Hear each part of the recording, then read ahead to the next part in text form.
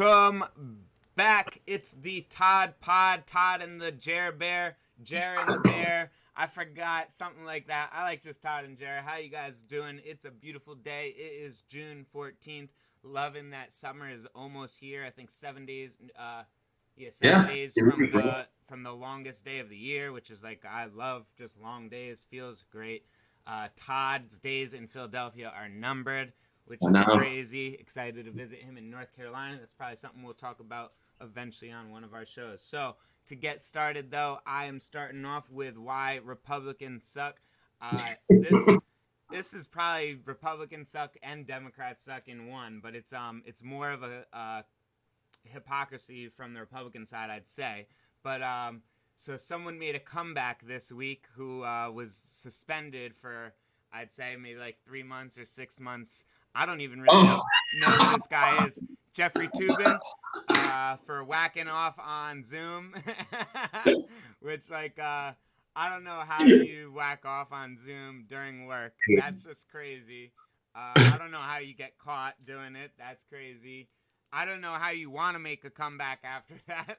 Like, I would want to take some time away and evaluate some things.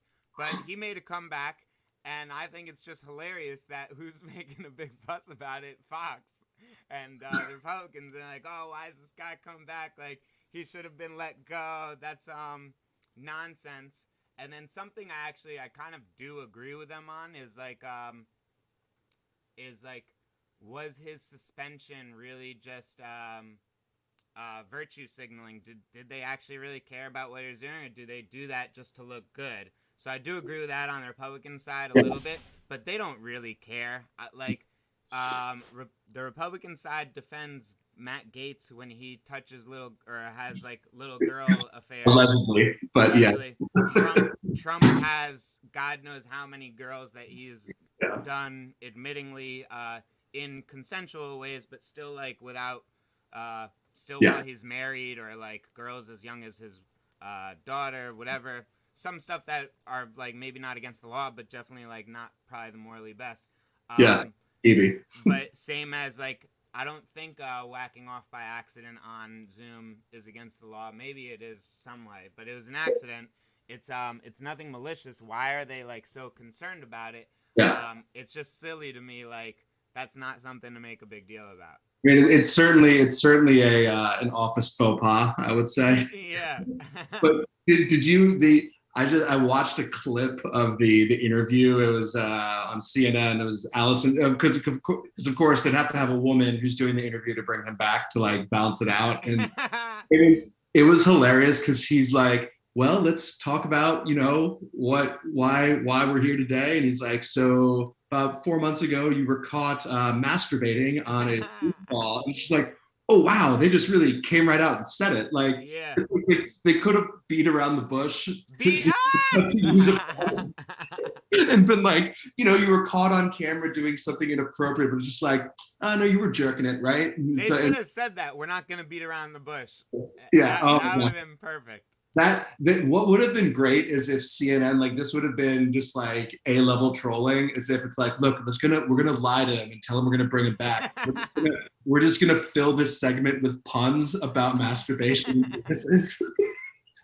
I don't know.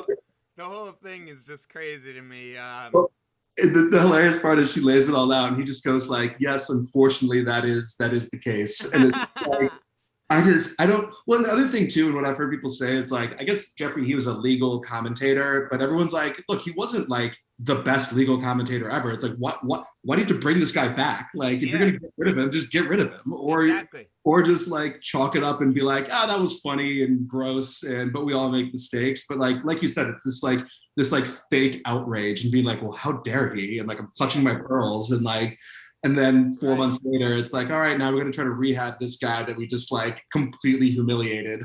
Yeah. And like, I don't know. What did he, what was the rule that he broke? I mean, I'm sure there's a rule he broke, but then also like, what's the outcome of what you guys are doing to penalize him? Like, because he spent 3 months off air, is he not going to whack off anymore? Was there a rehab? Is there any other any other ramification, or is it just 3 months off work for us to forget about it? You know, Jeremy, I know it's been a while since you've worked in like the traditional corporate environment, but I don't know if you know this, but it is generally frowned upon to whip out your dick in front of your coworkers. So I didn't see that rule anywhere when I read it. oh god. Well, the funny thing was, because I think I remember the context. It was like they were doing like a series of calls or something throughout the day with like working groups, and like they were on like a break, and then he thought he was off camera and probably like pulled up, you know, something else somewhere and started going to town, and then everything obviously just sort of fell apart. Yeah, and So, I'd actually be interested to know like some of the legality. Obviously, I know you can't like expose yourself, but like I feel like working from home opened up a whole new can of worms of like it wasn't on purpose, and your camera it like if you don't know your camera's on or you didn't want your camera to be on, it's kind of it's not invasive into your home, but it's going into your personal home. well, it's, you know, it's sort of because in order to have crime, you generally need intent. mens rea, which is intent. And so with him, it's, you know, he didn't intend to show people, and you know, so it would be interesting. And I don't know if there were any like legal consequences, or I wonder if someone like sued him and being like, you traumatized me with your weird actions and strange, gross body. Yeah. Like, but I also can't imagine last comment because I was taking a little too. I didn't think this would take that long, to be honest. But I can't imagine working with him now. Like I wouldn't take him seriously at all. dude, If I had a meeting with him, there's like I would make jokes the entire time. you know, that'll be the funny thing is if like a year from now he ends up suing people at like the New Yorker or CNN for being like, they won't let it go. They keep food on my desk. They keep making inappropriate comments. And with how society is, he'll probably win. Oh, 100%. You know what I mean, and you'll be like, oh yeah, whatever. Yeah, he will definitely win. All right, so Jeremy, I thank you for picking one of my most famous stories or favorite stories, because I think I've never not laughed when that was being discussed. Right. But all right, so this week in Democrats Suck, and I know we brought this up before, but I feel like the Democrats in the White House just continue to just completely botch everything going on with immigration and at the border. And I don't know if you saw this, you know, Kamala Harris, instead of visiting the border, she went to Guatemala and some other countries to discuss the root cause issues of the immigration crisis, and it wasn't a positive acceptance there, right? No, it was not. So at one point she's getting interviewed by some guy, and he's like, again, she keeps getting peppered with this, well, why haven't you been to the border? And at one point she just starts doing this like awkward laugh. She's like, well, I haven't been to Europe either yet. Like, I don't know what the point is. And it's like, well, everyone says there's this immigration crisis going on. It's a massive problem. We still have kids in cages. You've been put in charge of it, and you can't even take the time to go down to the border. And like, and the thing is, I'm the thing that makes the Democrats suck on this, and that I think it's not because they haven't done it. Fine, whatever. They just haven't. The fact that she has not been prepared to address this question is nuts. That they're ignoring it. Yes, well, like, no, not even that. It's just that if they're ignoring it, just understand the fact that someone's going to ask you, why haven't you been to the border? Rehearse an answer. Yeah. Have something created. Have a talking point that says, you know, my schedule, this, that, or the other. Like, look, most people in the media are going to be looking for a way to give them an out, you know, and be like, yes, that does sound reasonable. Or I don't know, on your way to Guatemala, why don't you stop into the border for half a day and tour a couple facilities, and then you can be like, it's done. Because now at this point, whenever she goes, it's going to be spun as being like, oh, well, after being forced into it from being questioned so many times, it's just dumb strategically. And that's what. To me, it doesn't really make sense either. Like, why haven't they gone? I don't really understand why. It would appease a lot of people. It would look good for the optics.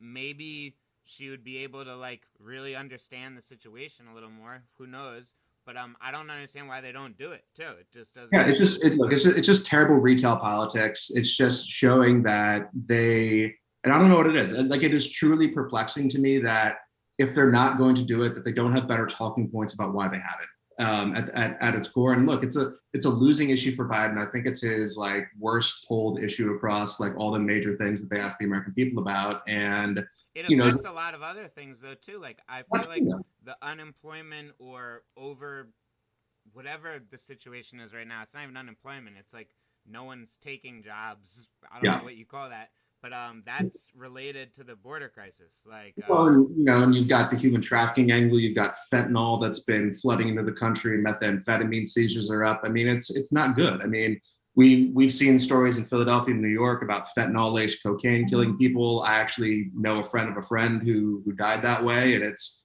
not good. It's almost all of it's coming up through Mexico, and you know, so it's, you could even make it and say, look, it's not about stopping people who are disadvantaged and who want a better shot in America. Let's create a pathway for them. Let's get them in here and let's get them to work and get them legal.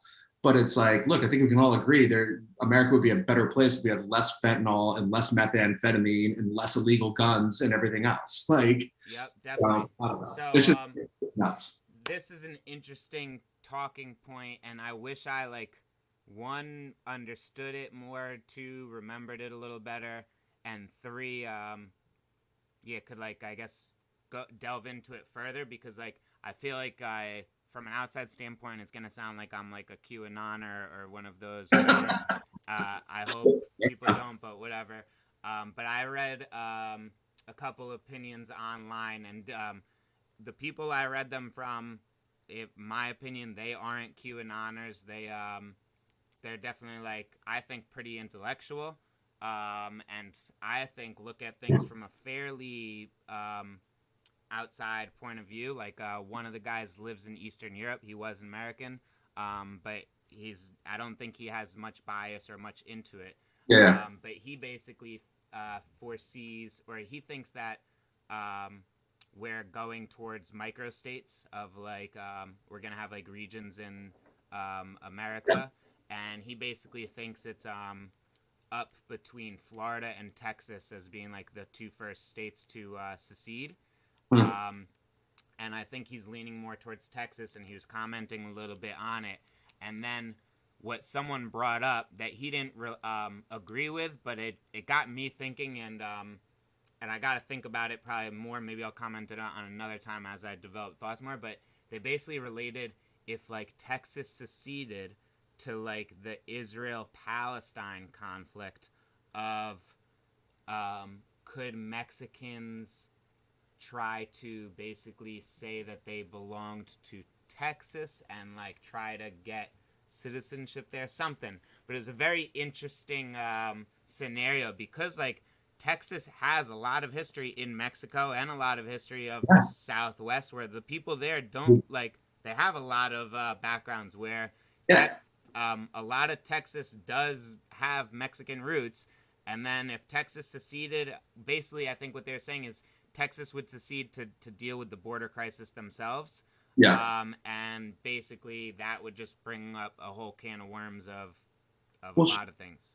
You're absolutely right. And I mean, shit, man. I mean, a lot of Texas used to be Mexico, and then they fought a war over it and they took it. Yeah, so yeah, exactly. Not that long ago, too. What, 150 years?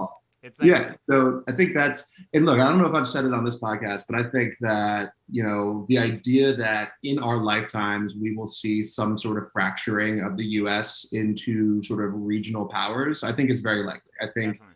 It would be interesting to see if it was completely independent, or if it basically was like, look, for everything except national security and defense, we are on our own. Like if we want to legalize guns, we can have our own constitution, but at the end of the day, if we get invaded, like there's mechanisms in place for there to be a collective defense. But I don't know, man, we live in strange times. And at this point, like 10 years ago, if someone had told me that, I would have been like, you're nuts. But right now, I feel like it's 50-50 whether or not we see that, in my opinion. I just think we're at a point where there's for in terms of a divorce, because it'd be a divorce really, is there's irreconcilable differences right now. The two sides cannot, I hope they can come to the middle and make agreements and compromises, but it doesn't seem like that is too likely, and it seems like irreconcilable differences, and a lot of divorces are for the better. So it's like if they do it the right way, it doesn't have to be bad. I don't know. But No, so definitely weird times. into my next segment. This one probably, again, I don't think this will take a while, but who knows where the conversation could go. This one's hilarious. I don't even understand it. I didn't read too much more into it, but I don't think there's too much more to read into it. In Massachusetts, a dude got swallowed by a whale while he was fishing, and then got spit up out. Like, I don't know. Like, no one's questioning this. Like, I think it's pretty. They think it happened. It's true. I think it's hilarious. The guy who it happened to just looks funny, or he's just like, yeah, I just got like swallowed up, and all of a sudden I didn't know what was happening, and then I just got spit up. You know, man, I feel like if you've been to Sunday school, and I don't know if it's in the Torah portion of the Bible. Jonah and the whale, yeah.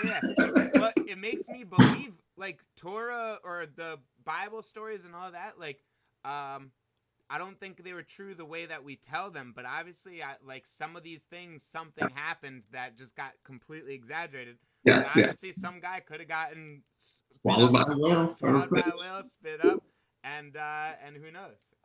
I saw that, and like I didn't dig into it, but a lot of the stories were saying like allegedly, and like so I guess like no one like witnessed it, or if he just came up like super messed up and it was like I got swallowed by a whale. That's what I'm saying. It's like everyone's sharing this, but there's no video of it, and it's just the guy doesn't. I hate to say it, he doesn't seem the most believable. So I mean, it like look in this day and age of internet celebrity dumb and everyone gets their 15 seconds of fame, it's like, yeah, I guess this guy could have just created a completely bullshit story about being swallowed by a whale just to like get his little time in the spotlight. Yeah. It will be hilarious though if he ends up being like, turns out this guy's a complete liar and we dug into his past and he's also a violent racist on Twitter and now he's canceled. Yeah, dude. Should have just stayed in the whale, buddy. Yeah, exactly. It's who knows, but hilarious story. That's all I really have to say. I loved it. I hope there's more news like that this year. You know, if I think we can all agree that humans being swallowed and then regurgitated by animals is something that we could all have a little bit more of in our lives. You know, as long as everyone's okay. Speaking of swallowed, before we get to your segment, we're talking about Cuban again. One of your previous segments, Cum Rockets, was killing it. Really? Elon Musk tweeted about it last week. He tweeted like a wet symbol with a rocket, and everyone was like, "Oh, that's Cum Rocket," and then it went up like 150% in a day.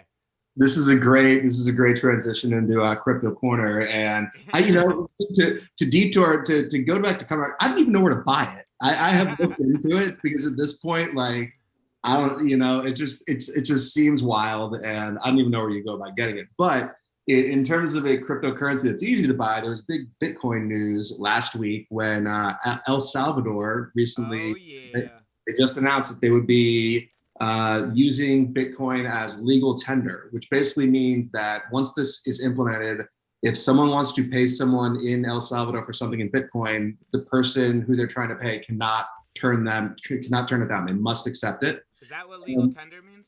Yeah, so it's like a legal tender laws that you have. Basically, it's like this is an accepted form of payment in this country, region, state, whatever, and that it has to be accepted.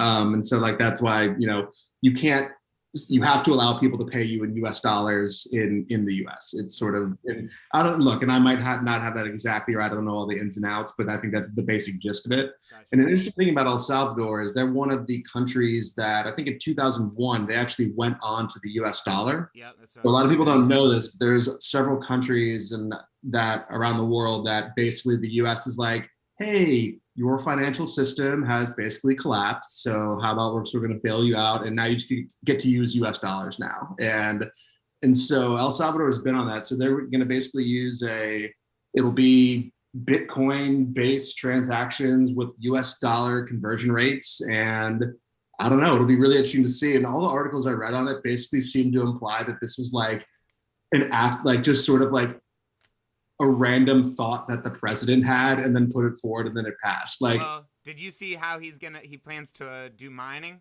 Oh yeah, Using the coolest way ever. You mean yeah, using volcano power. yeah, volcano. It almost doesn't seem real. It's like a super villain. It's But like yes, we're way going to my volcano lair. way to sell it because I mean everyone right away was like, dude, we're mining crypto with volcanoes.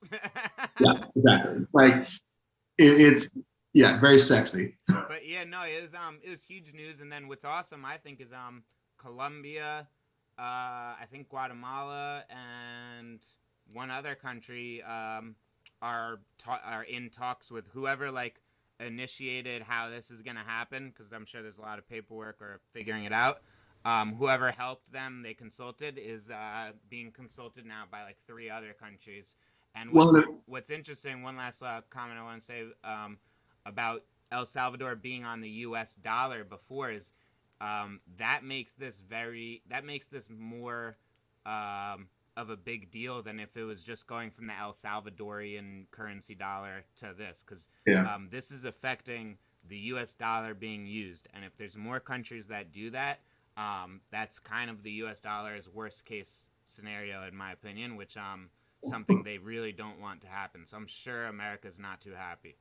I think it'll be very interesting to see how it plays out. I think the other thing that actually made a lot of sense is, so I think it's about 1/5 of El Salvador's GDP comes from remittances from outside the country. So people that have moved abroad and now are working and sending money back home.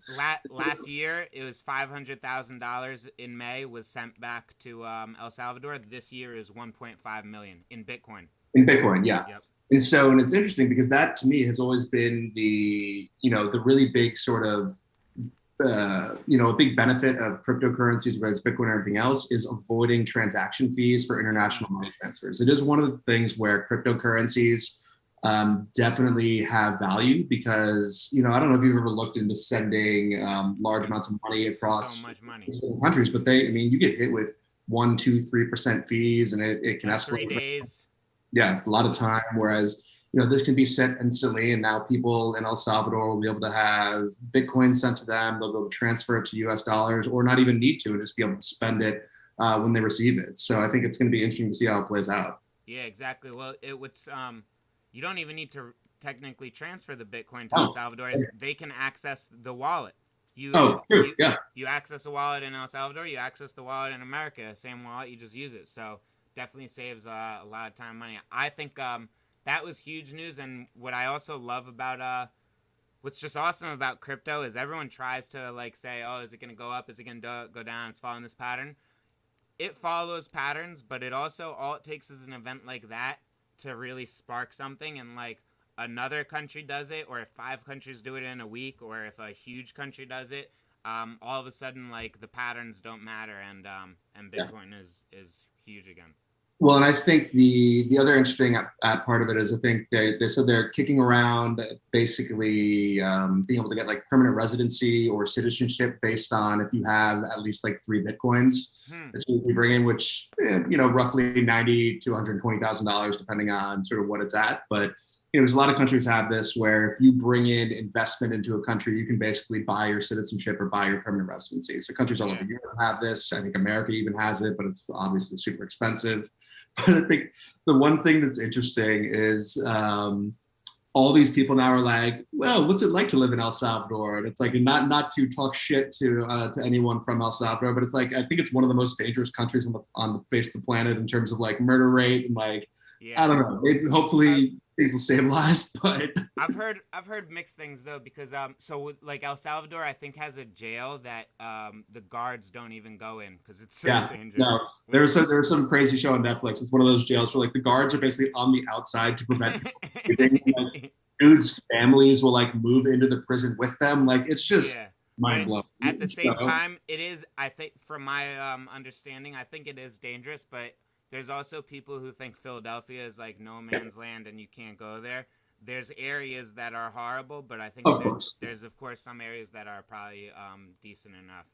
Yes, but it'll be, I think this is, and I think, like you said, as time goes on, we're going to see more sort of like real world testing of Bitcoin and cryptocurrencies in general that are sort of being normalized into sort of higher levels of finance and not just, being able to be used for transactions, but at this point, being recognized as a legal tender is a massive first step. And, I think if nothing else, El Salvador is certainly, look, I think this is the first news story I've read about El Salvador in the last, as far as I can remember. So, if nothing else, they got some PR. I've been talking about El Salvador for the last week now, which I've never talked about before. So it's definitely good. I think it's awesome, smart by them to be one of the first, because like now the next 5 countries that do it aren't going to make nearly as big a wave. And there's definitely going to be more countries that do it. So. Oh, 100%. I would be shocked if we don't see it. And I don't know, man. I think it'll be interesting to see where we go from here. But it's definitely a really interesting development. Definitely. Well, I think that is about time for Todd and the Jer Bear, or Jer and the Bear, Todd Pod. We got to nail that down. I'll come up with it. Nice seeing you. I had a great time. That was an awesome talk. It's always fun talking to you, Todd. Any last comments? No. All right. Peace out. See you next week. If you want to be a guest, we're trying to have guests soon. Talk to you soon.